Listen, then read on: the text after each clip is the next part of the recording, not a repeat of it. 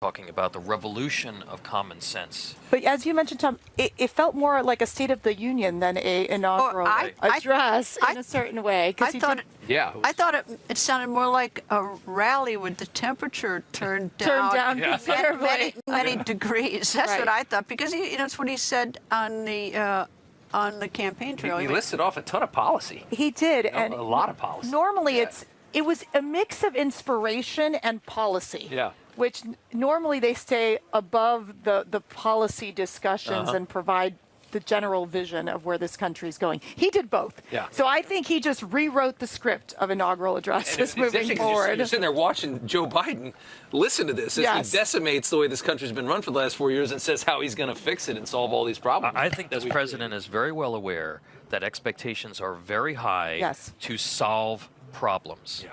And to get moving, getting things done. And I think that the way that he handled the inaugural address indicates that he's not going to waste any time. And we're going to see this in just a little bit. He's going to go into the president's room in the Capitol, and he's going to start signing nominations. We're also anticipating some well over 100 executive orders related to immigration, gender ideology, DEI, other things. And so he's going to get down to work, and that's what this is about. Don't forget it. As powerful as as any president signing executive orders is, it's not legislation. That is right. And it shows how whimsical in some way presidencies are, because it's one thing to sign and have it go for 4 years, but the next guy comes in and it's different. I understand. Or a woman. I appreciate that, but when you look, and I believe that this is a real constitutional crisis that we have in this country, the size and the scope and the power and the cost of the executive branch of government is so massive that it does make an impact. It's not so much massive, but urgent. And we can't wait for legislation for a lot of problems. It's an urgency issue. But what's interesting in this case is normally it is the executive branch and the legislative branch that it's a checks and balances. This is not going to be the case. The legislation is literally going to run out of that White House, dictating to Speaker Mike Johnson and Majority Leader John Thune to say, these are the agenda items. This is what we need to move forward on. Move forward with these pieces of legislation. And that is going to be an interesting change. Remember, in the executive orders, there are going to be some of them challenged in court, which we will likely see. Some are going to be expensive, and you've got to get it past Congress for the people who don't like to spend. So it still is a delicate balance. And what are we looking at? The chopper. There's the chopper right there, ready to go. The east front of the United States Capitol. There's a plaza there. Underneath that plaza is the Capitol Visitor Center. And there is the aircraft that is usually Marine One. Redesignated today. And in just a few moments, the new president and the outgoing president and their wives will come down those center steps. And it's got to be farewell to Joe Biden. An emotional day for Joe Biden and Kamala Harris. They've been here for 4 years. They thought they could win again, obviously, with Kamala Harris running for president. And just to know that you're stepping away from the White House, stepping away from what you thought you had to accomplish here in the United States, it's difficult. It's draining, actually. I do wonder, though, when presidents leave, regardless of the circumstances, if there is some sense of relief, particularly when we're dealing with a man who's 82 years old, who's got diminished capacity. Who fell asleep in the middle of the... But it depends how you go out. Do you go out after 8 years, or do you go out in a situation like this? And to me, that makes a difference. Can we talk about the fact that Joe Biden just pardoned his entire family during this event? That news broke, which is basically... almost a confession of an influence peddling scheme that we all have known has been so obvious. I got to say, the images are fascinating right now. You have Jared Kushner speaking with President Bill Clinton and Secretary of State Hillary Clinton, and the children, the Trump children now walking out of the Capitol Rotunda. Yeah, there's been so much news today. It's been unbelievable. We're going to bring in a couple of our correspondents. James Rosen and Killenly Ducart are joining us now and looking for an update on what we're seeing. James Rosen in front of the White House. And James, we'll start with you. Both presidents have now departed from the Capitol, and they're going to make their way in different directions. Go ahead, James. That's right. We'll see former President Biden being taken off to Joint Base Andrews, and then we'll see, of course, President Trump will be making remarks at that big rally at the Capital One Arena in downtown Washington. His remarks after his swearing in today lasted almost precisely 30 minutes. It was by no means as stark or dark an address as Mr. Trump's first inaugural speech some 8 years ago when he spoke of American carnage, but it was a pointed speech, and Rob Schmidt has been making the point, the observation, very astute, that President Biden and Vice President Harris, or I should say former President Biden and former Vice President Harris, had to sit and listen to remarks from Mr. Trump in which he said our government cannot manage a simple crisis at home and stumbles into catastrophic events abroad. He spoke of an invasion at the southern border and said that the current government fails to protect law-abiding citizens but provides sanctuary for dangerous criminals who illegally entered the country. This was also unprecedented, this address, in the sense that Mr. Trump spoke about events that were themselves unprecedented, in which no president of the United States has had occasion to reference in an inaugural address. He spoke of how they tried to take my freedom and my life. He spoke about being persecuted and tested and challenged over the last 8 years as no president before him. Now, on to the other big news of this day, which is the cascading series of pardons that we've seen the White House issue.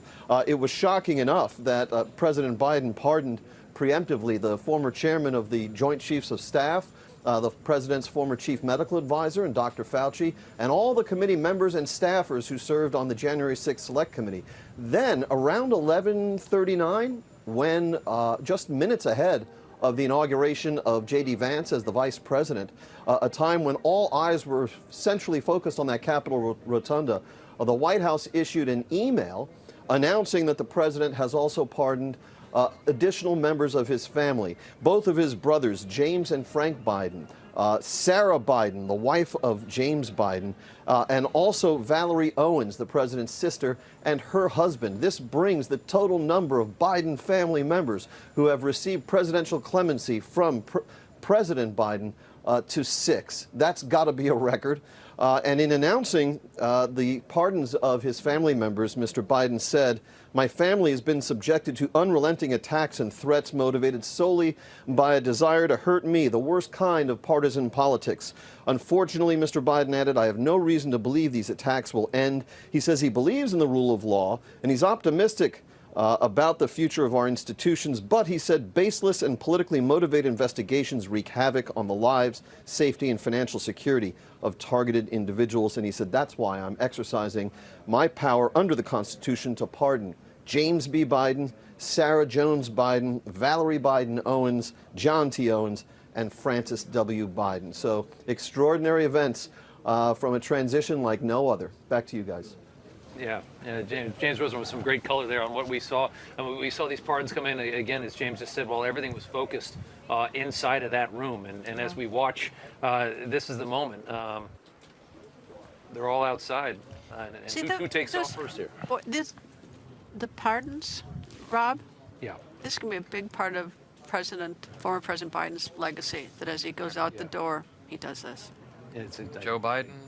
Absolutely. Former First Lady Jill Biden and the new president and Mrs. Trump sharing some comments there on the steps of the east front of the Capitol as they prepare to bid farewell to the 46th president of the United States. Yep. A career spanning over a half century in Washington. I know a lot of people have a lot of opinions about that long career. And those pardons are definitely a big part of that career.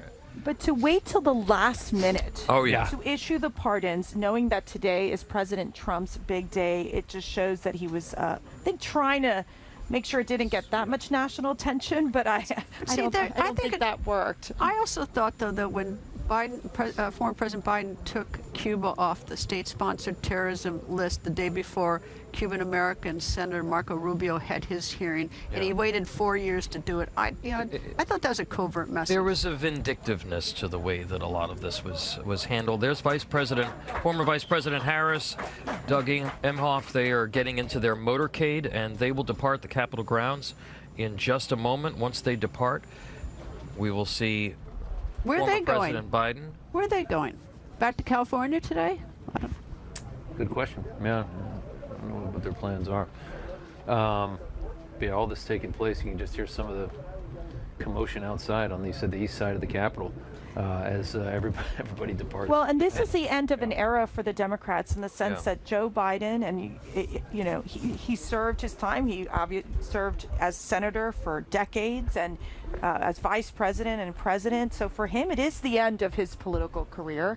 And in essence, for Kamala Harris, she may decide to run for governor of California next. I mean, there has been talks of Yeah. that. So it's going to be interesting to see if Kamala Harris decides to make a political comeback.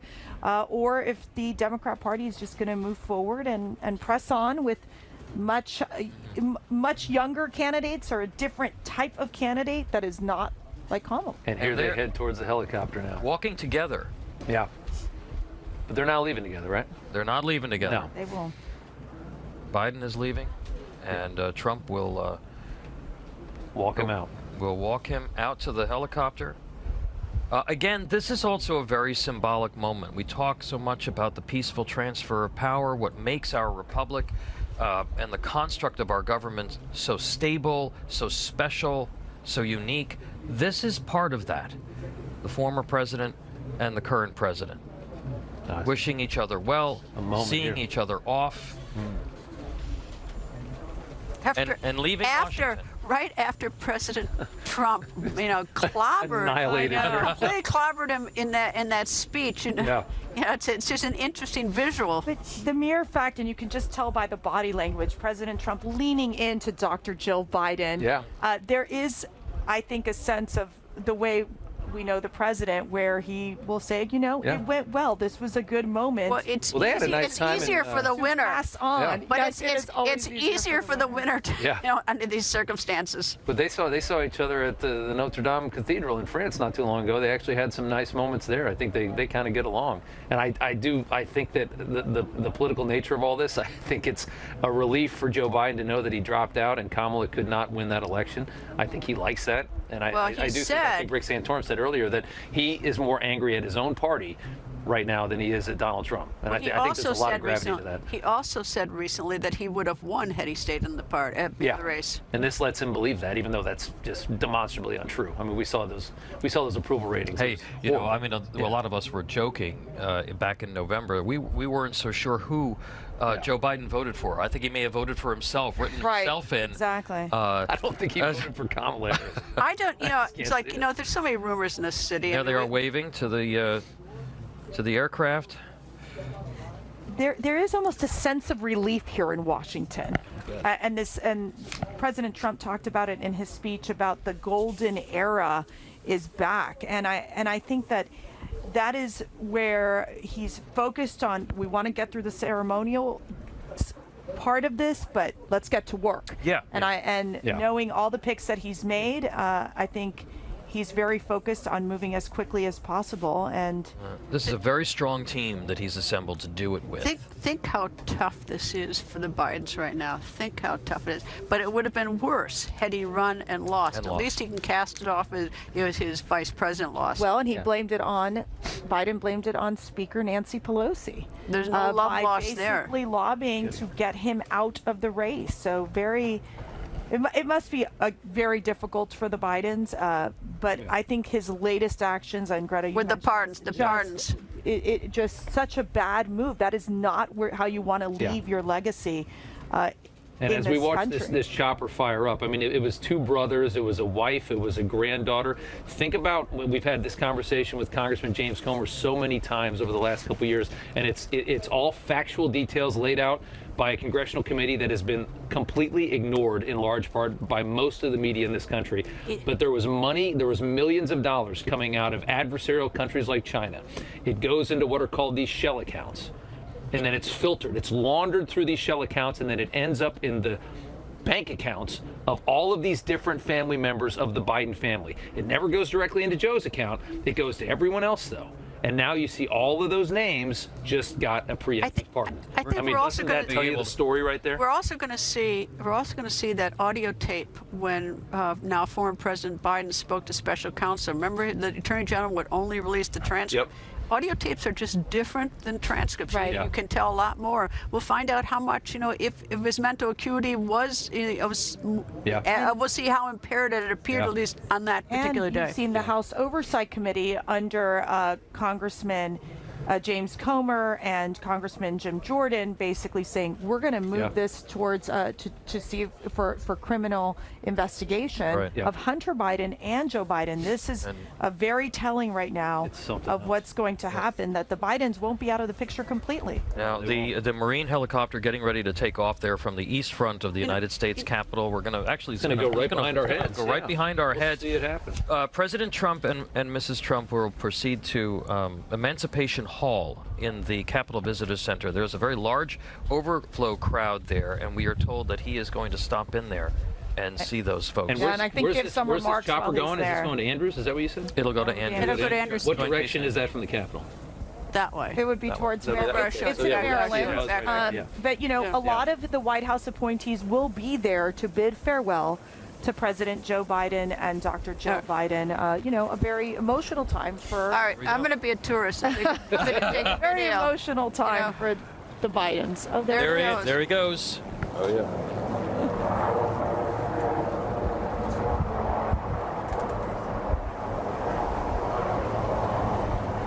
Something else.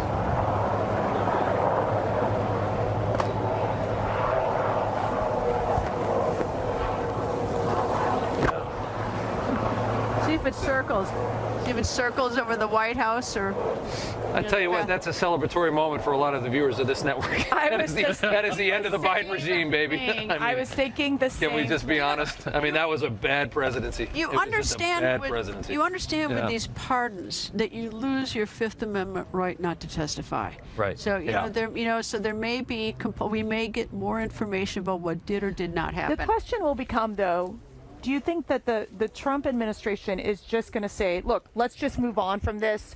We have bigger battles to fight, or do they spend their time going back to the Hunter Biden scandal and trying to figure out what's going on with Joe Biden and his involvement in it? But that's a why. good question. But that's why Gerald Ford pardoned Richard Nixon I think the words were he put the nightmare, at least in that instance, to end it. If President Trump has an option right now. He can either move on or he can spend time on this. And President Trump was a victim of the weaponization of the Department of Justice and of the FBI directors. And it was, I think he himself, he had mentioned one point about Hillary Clinton, putting her behind bars. Yeah. It was always that conversation. He dropped that conversation at one point. Maybe the same thing will happen with Joe Biden. There's They going talk to be all the pressure, time. though. Yeah, they talk all the time about, we hear this January 6th. They keep bringing this up. We had a whole big thing this year. This country has just survived, I think, a very, very corrupt 4 years. We have seen a lot of government agencies politicized, manipulated for political benefit.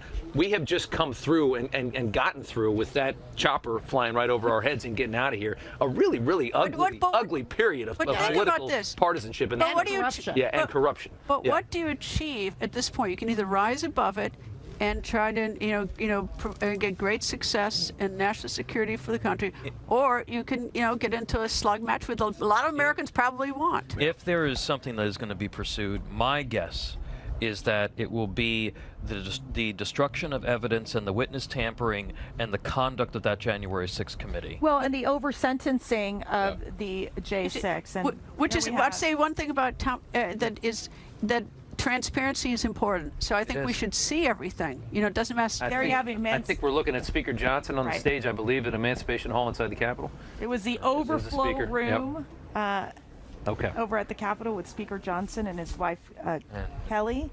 And that statue And behind them is Congressman Scalise, Steve Scalise.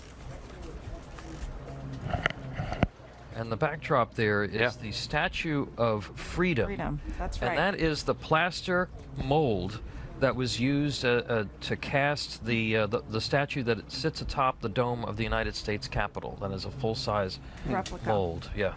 And just think, the president just spoke to all of the congressional members, the Supreme Court justices. Then you have him going to meet with even more of his supporters, and then he's off to the big rally. I mean, he is truly, President Trump is a man of the people. He is the president of the people, and that is something, he just feeds off the energy of all these supporters who have come here to listen to him and to wish him well. Which is why it was so effective as a campaign thing when he went and dished out the French fries after the vice president said that she had worked there, and there he was, at the drive-through. I mean, that has been, one thing he has effectively, Was that not a beautiful campaign? I mean, from just start. I mean, there was so many moments that were just perfect. And I want to say, during his speech, he talked about the Black and Hispanic community, thanking them for their vote. Really just fascinating to see what he's done. All right, so President Trump is going to speak. Yes. He's going to speak inside Emancipation Hall as well after Mike Johnson. Let's go ahead and take a look of the House. Yeah. Right now, already this morning, you can feel it around the country. We certainly felt it here in the city. America is coming together and roaring back again, and it begins today, as the president just told us. I know we'd all rather be gathered together on the National Mall with hundreds of thousands of our closest friends, but our disappointment is well overcome with our excitement for the future that we feel today. We have the chance to make the next 4 years the most consequential period in our nation's history. And as Speaker of the House, it is my great pleasure, my great honor, to introduce to you the man who will lead us to this new golden age, the decisive winner of the Electoral College and the popular vote, the 45th and the 47th, and the greatest president of our lifetimes, Donald J. Trump.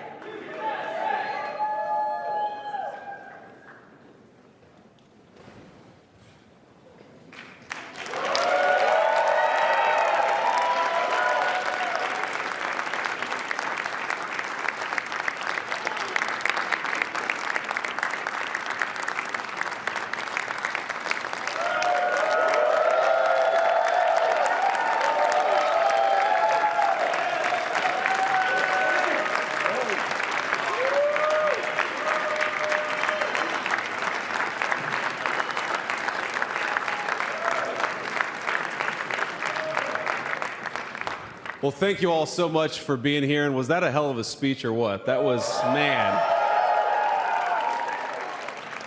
That was a good way to start it off. I didn't know exactly what the president would put in that speech, and I hoped to myself that he wasn't going to hold back, and sir, you didn't hold back. That was a hell of a way to start the next 4 years. But I just want to say from the bottom of my heart, and I know I speak for the president and for all of us, thank you, thank you, thank you for making this possible. We love you. We wouldn't be here without you, and we're going to make America great again together for the next 4 years.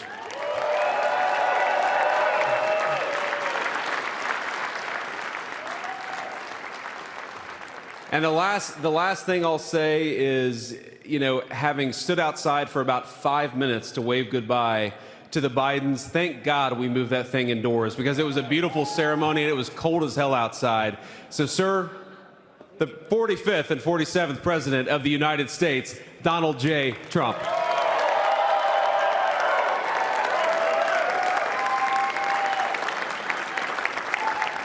No, he's right. I said, oh, look at this beautiful sunny day.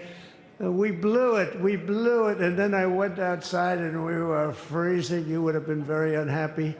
The sun was very deceptive, I will tell you. It is cold out. And I'm sort of saying, you know, that was so beautiful today. Maybe they should do it there every 4 years. Does that make sense? I don't know. Because, you know, the outdoor thing is really good, but it gets a little cold around this time of the year, as some people have noticed. And a lot of times they suffer through it.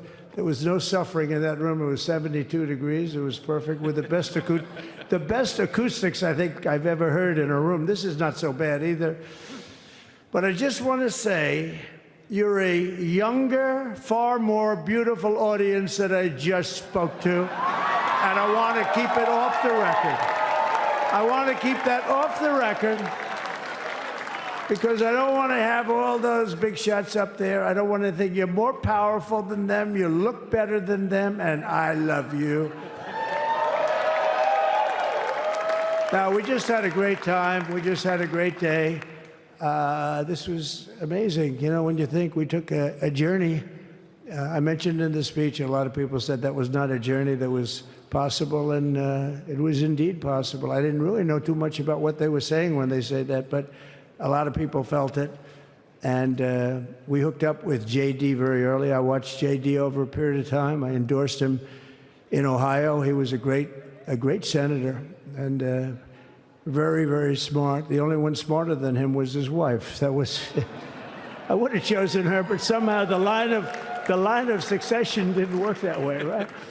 But now she's great and he's great. This is a great, beautiful couple and unbelievable career. I just said to him, you are very upwardly mobile, because he hasn't been doing it that long, but he picked it up so quickly. Remember, the first week was a little bit like the fake news was hitting him really hard. And I said, ooh, this may be tough, but after that, it was smooth sailing for him. He took on everybody. He took on the meanest. I don't want to use the word corrupt because we're into a new system, so let's wait till the corruption begins, because it will. But he took on some pretty mean people, and he handled it well. I want to also congratulate Mike Johnson for the job that he's doing.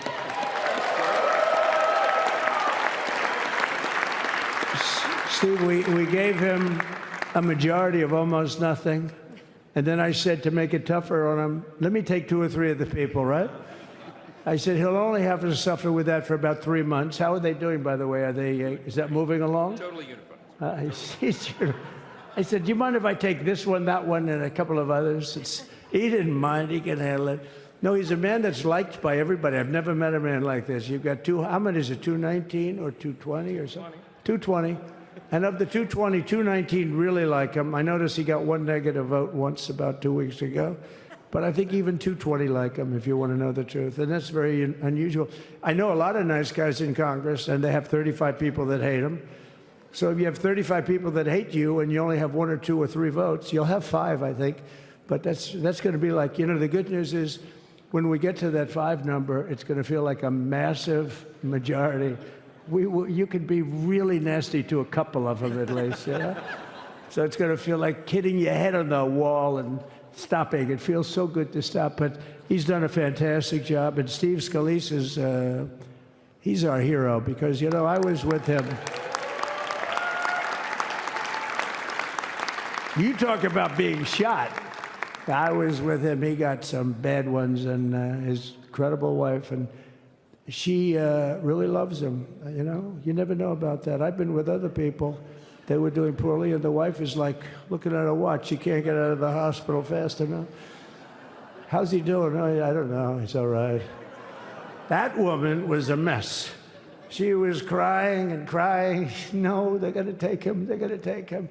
I told Steve when he finally woke up, it was a while too. The doctor told me it was the most blood they've ever transfused in any patient. They've never done anything like it.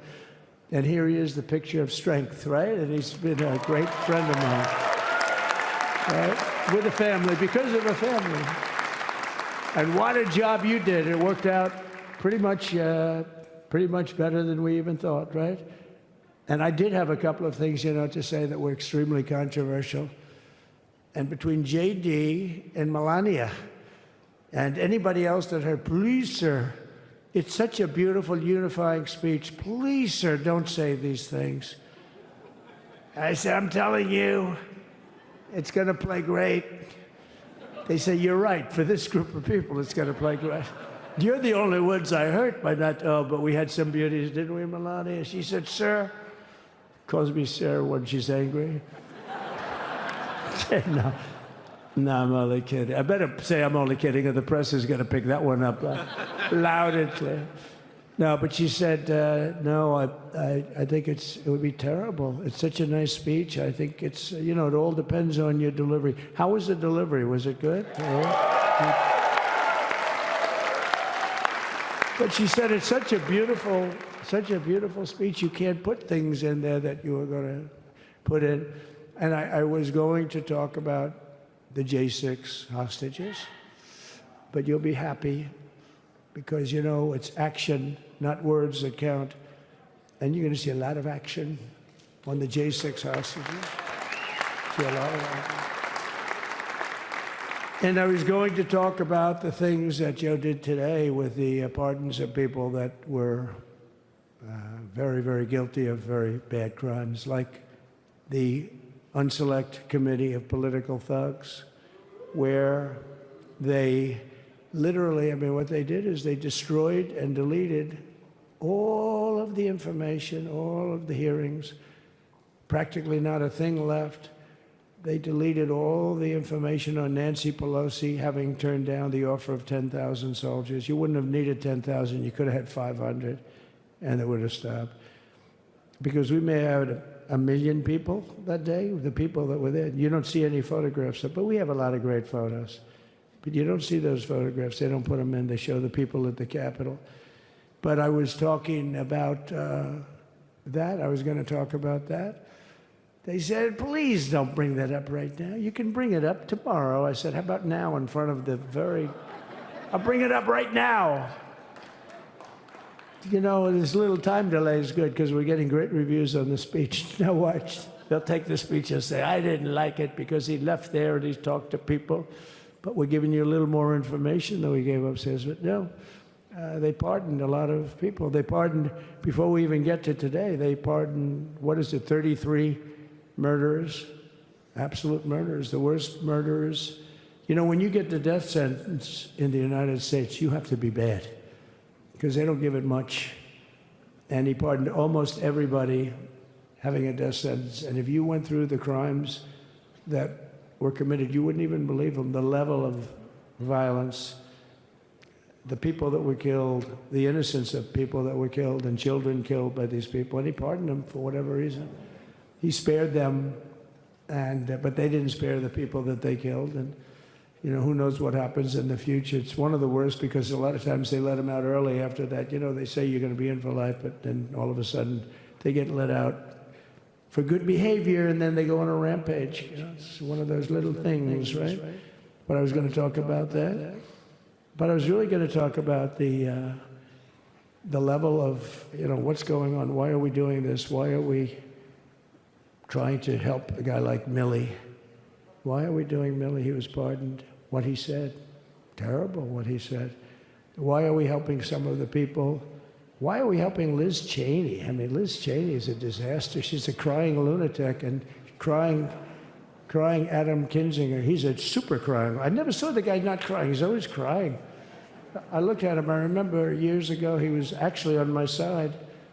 And then one day, you know, when you don't want to kill people in wars, they turn against you. Liz Cheney hated the concept of not going to war with everybody. Let's kill everybody. Let's spend a lot of money on military equipment, you know, where her father works, right?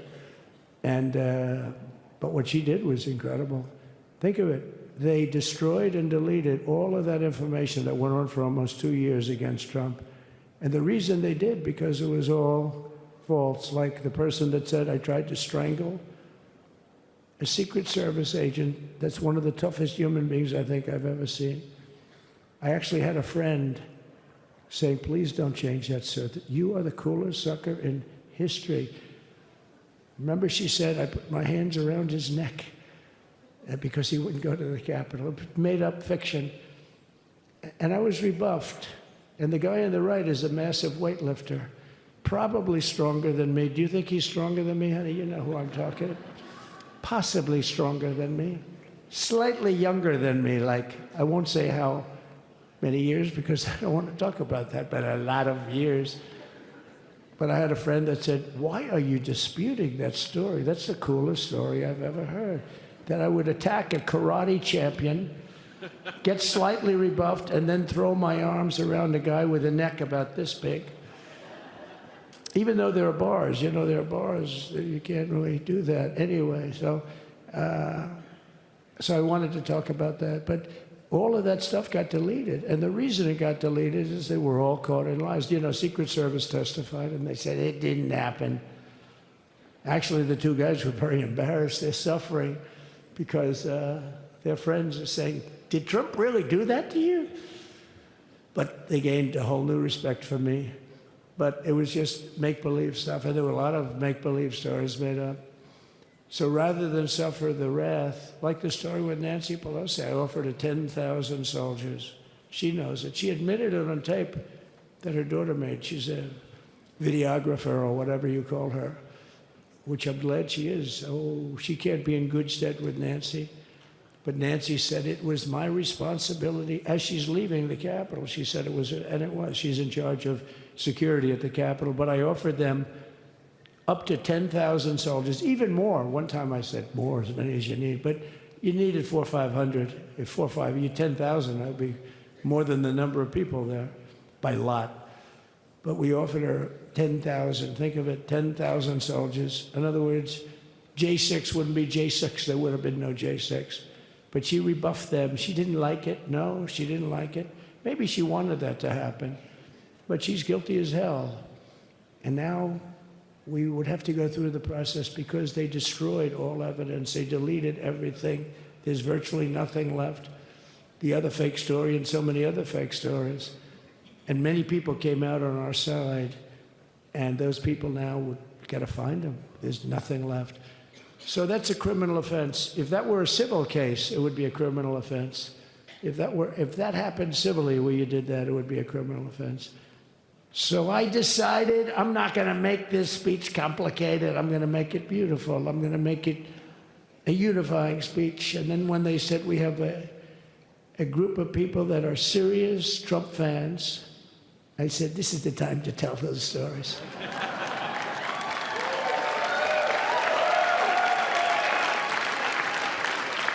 He knows. So anyway, but seriously, I'd like to, I think it was a tremendous success. I think we're very lucky we put it inside because it is really cold. We just went to the helicopter out of respect. It's something that's taken place for a long time. I guess it's as old as helicopters. You used to get into a stagecoach, now you get into a helicopter. Times change. But it's pretty old custom. And it's a beautiful custom, actually. It's a beautiful custom. I wish we could have had a better relationship. I wish we could have had a better relationship between Republicans and Democrats. I was with Senator Schumer. I said, Chuck, I think it's time we all start